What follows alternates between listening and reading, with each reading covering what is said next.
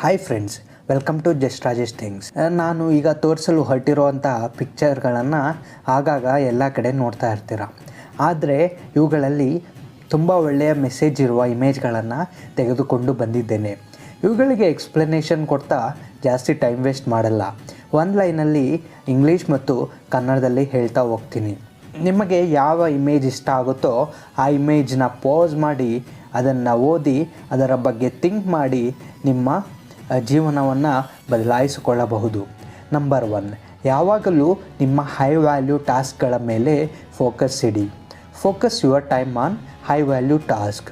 Number 2, over complicate ಮಾಡಿಕೊಳ್ಳುವುದನ್ನು ಈಗಲೇ ನಿಲ್ಲಿಸಿ.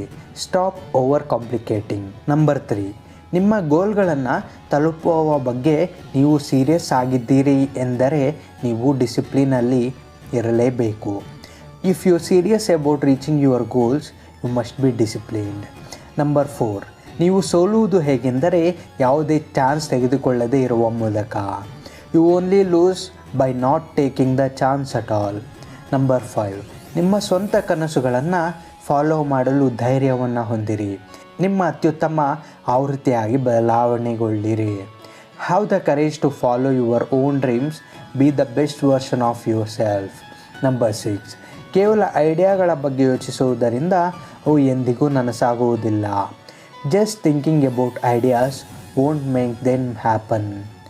ನಂಬರ್ 7, ಡಾಟ್ಗಳನ್ನು ಸಂಪರ್ಕಿಸಲು ಕ್ರಮ ತೆಗೆದುಕೊಳ್ಳಿ.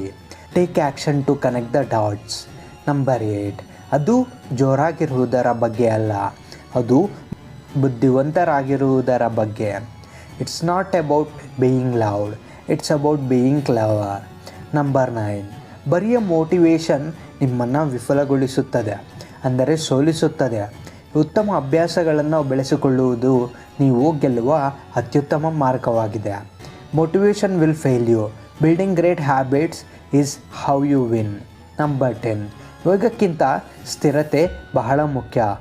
Consistency is much more important than speed. ಧನ್ಯವಾದಗಳು.